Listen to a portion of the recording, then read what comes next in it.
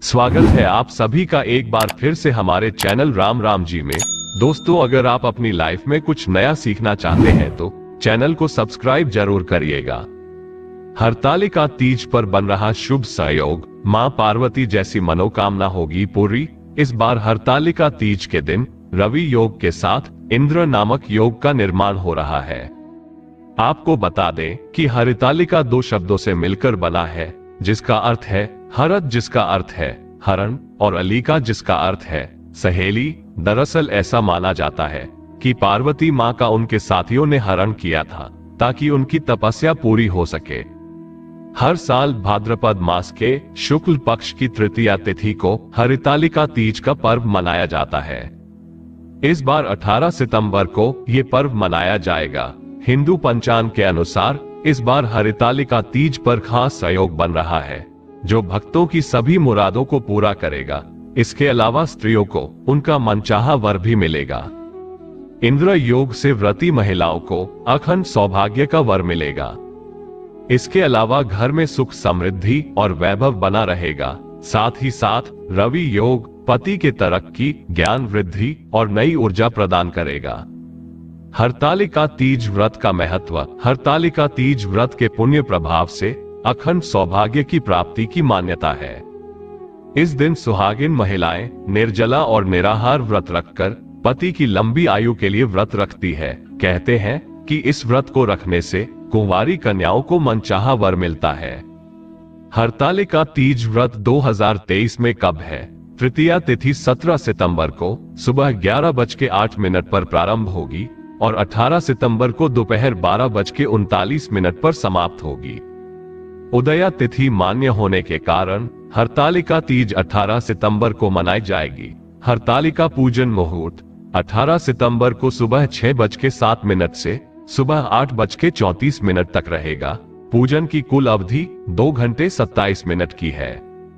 दोस्तों, आज के इस महत्वपूर्ण जानकारी को बताने से पहले आपसे निवेदन है, कमेंट बॉक्स में जय भोलेनाथ, हर हर महादेव जरूर लिखें और चैनल को सब्सक्राइब कर बेल आइकन को प्रेस कर ले। आपका एक लाइक हमारे मेहनत को सार्थक बनाता है। आइए जानते हैं हरतालिका तीज की पूजा विधि। पहला, हरतालिका तीज में श्री गणेश, भगवान शिव और माता पार्वती की पूजा की जाती है। दूसरा, सबसे पहले मिट्टी की प्रतिमा बनाएं और भगवान गणेश को तिलक करके दूर्वा अर्पित करें। तीसरा, इसके बाद भगवान शिव को फूल, बेलपत्र और शमी पत्र अर्पित करें और माता पार्वती को श्रृंगार का सामान अर्पित करें। चौथा, तीनों देवताओं को वस्त्र अर्पित करने के बाद हरतालिका तीज व्रत कथा सुने या तो पढ़े। पांचवा, इसके बाद श्री गणेश की आरती करें और भगवान शिव और माता पार्वती की आरती उतारने के बाद भोग लगाएं। आइए जानते हैं हरतालिका तीज की महिमा। माता पार्वती से जुड़ी मान्यता है। धार्मिक कथाओं के अनुसार माता पार्वती ने भगवान शंकर को पति रूप में पाने के लिए इस दिन से ही तप की शुरुआत की थी। उनके कठोर तप से प्रसन्न होकर भगवान शंकर ने उन्हें आशीर्वाद दिया था, जिसके फलस्वरूप माता पार्वती ने भगवान शंकर को पति स्वरूप में प्राप्त किया। यही वजह है कि कुंवारी लड़कियां भी मनचाहे वर के लिए इस व्रत को रखती है। हरतालिका तीज पर बालू और मिट्टी से बने शिव पार्वती की पूजा का विधान है। सुबह से व्रत के संकल्प के बाद शाम के वक्त शिव पार्वती की पूजा पूरे विधि विधान से करनी चाहिए। इस दौरान माता पार्वती को 16 श्रृंगार चढ़ाकर उन्हें पुष्प और फल अर्पित करना चाहिए। इसके बाद धूप, दीप और अगरबत्ती से उनकी पूजा और आरती करनी चाहिए। दरअसल ऐसा करने से पति की लंबी आयु और परिवार में सुख समृद्धि की कामना करने से मनोवांछित फल की प्राप्ति होती है। तीसरा, मान्यता है कि पौराणिक कथाओं के मुताबिक हिमालय पुत्री पार्वती जी शिव को पति के रूप में पाना चाहती थी, लेकिन हिमालय ने उनका विवाह भगवान विष्णु से तय कर दिया था। जब ये बात पार्वती जी को पता चली तो वे बहुत दुखी हुई और वे अपने पिता को नाराज नहीं कर सकती थी, लेकिन वो भगवान विष्णु से भी शादी नहीं करना चाहती थी। उन्होंने अपनी व्यथा अपनी सखियों से कही, जिस पर उनकी सखियां उन्हें जंगल में लेकर चली गई, जिससे लोगों को लगा कि उनकी सखियों ने उनका हरण किया है। जंगल में पहुंचकर मां पार्वती ने बालू और मिट्टी से शिवलिंग बनाए और फिर उनकी पूजा की और कई सालों तक उनकी तपस्या करती रही। उनकी तपस्या से भगवान शिव काफी प्रसन्न हुए और उनके सामने प्रकट हुए और उनसे कहा कि मांगिए, आपको क्या वरदान चाहिए। जिस पर पार्वती जी ने कहा कि मुझे आप पत्नी के रूप में स्वीकार करें, जिसके बाद शिव जी ने उनसे विवाह कर लिया। मां पार्वती ने शिव को तपस्या करके पाया था, उन्होंने जल अन्न सब त्याग दिया था, इसलिए इस व्रत को महिलाएं निर्जला करती है और इसका नाम हरितालिका पड़ गया। आइए अब कुछ उपाय की ओर चलते हैं, जिसे हरतालिका तीज के दिन करने से आपको बहुत लाभ मिलेगा। विवाह में देरी और वैवाहिक जीवन की समस्याओं से छुटकारा पाने के लिए हरतालिका तीज के दिन शिव पार्वती जी की साथ में विधिवत पूजा करें और संभव हो तो व्रत भी रखें। इस दिन हरे रंग के वस्त्र पहनना शुभ रहेगा। हरतालिका तीज व्रत की कथा सुनना फलदायी माना जाता है। वही अपने वैवाहिक जीवन में खुशियां लाने के लिए इस दिन भोलेनाथ का पंचामृत से अभिषेक करें और माता पार्वती का श्रृंगार करें। वैवाहिक जीवन सुखमय बनाने के लिए और मनचाहा आशीर्वाद प्राप्त करने के लिए हरतालिका तीज के दिन महिलाएं लाल वस्त्र पहनकर बालूमयी भगवान शिव और माता पार्वती की प्रतिमा बनाकर उस पर दूध में केसर मिलाकर अभिषेक करें। साथ ही मां पार्वती जी को 16 श्रृंगार का सामान जरूर अर्पण करें, उन्हें लाल चुनरी अर्पण करें। उसके बाद भगवान शिव को 11 घी का दीपक जलाएं। पूजा संपन्न होने के बाद किसी ब्राह्मण या गरीब को वस्त्र दान अवश्य करें और उनसे अखंड सौभाग्यवती का आशीर्वाद प्राप्त करें। इससे महिलाओं को मनचाहा आशीर्वाद प्राप्त होगा और उनका वैवाहिक जीवन सुखमय रहेगा।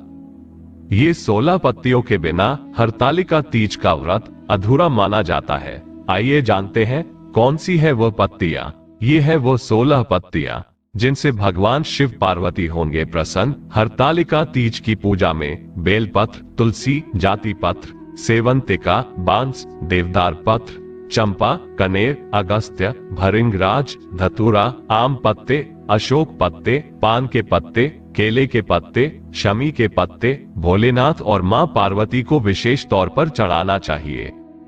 दोस्तों सावधान, कुछ और नियम भी जान लें हरतालिका तीज व्रत के, वरना इन गलतियों से टूट सकता है आपका तीज व्रत। हरतालिका तीज के दिन सुहागिन महिलाओं के लिए बेहद खास होता है। ऐसे में महिलाएं इस शुभ मौके पर भूलकर भी काले रंग के वस्त्र या फिर काली रंग की चूड़ियां ना पहने, वरना आपका व्रत पूरा नहीं माना जाएगा। काले रंग को अशुभ बताया गया है और यही कारण है कि किसी भी शुभ काम में इस रंग का प्रयोग वर्जित होता है। तीज व्रत के दौरान क्रोध, घृणा और वाद विवाद से दूरी बना लेनी चाहिए, वरना व्रत पूजन का फल प्राप्त नहीं होता है। इसके साथ ही हरतालिका तीज पर भूलकर भी किसी महिला का अपमान नहीं करना चाहिए, वरना माता पार्वती क्रोधित हो सकती है। हरतालिका तीज व्रत करने वाली महिलाओं को दिन में नहीं सोना चाहिए और रात्रि में जागरण कर शिव पार्वती की आराधना करें। इसके अलावा तीज व्रत को निर्जला रखा जाता है। ऐसे में कुछ भी खाने पीने की भूल ना करें, वरना आपका व्रत टूट सकता है। ज्योतिष आचार्यों की माने तो तीज व्रत के दौरान मन को शांत रखकर ही महिलाओं को मां गौरा की पूजा करनी चाहिए।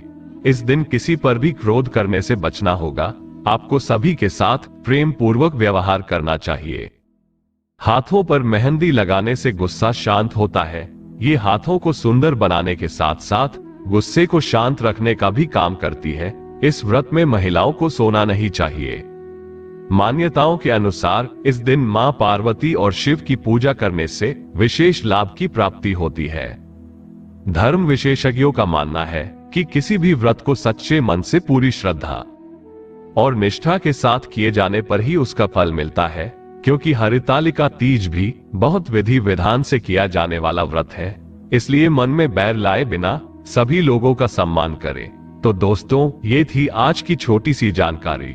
आज के लिए बस इतना ही। दोस्तों उम्मीद करते हैं कि आपको हमारे द्वारा दी गई जानकारी पसंद आई होगी। ऐसी और जानकारी के लिए हमारे चैनल राम राम जी को सब्सक्राइब अवश्य करें और अगर आपका कोई सवाल है तो आप कमेंट करके अवश्य पूछें। हर हर महादेव।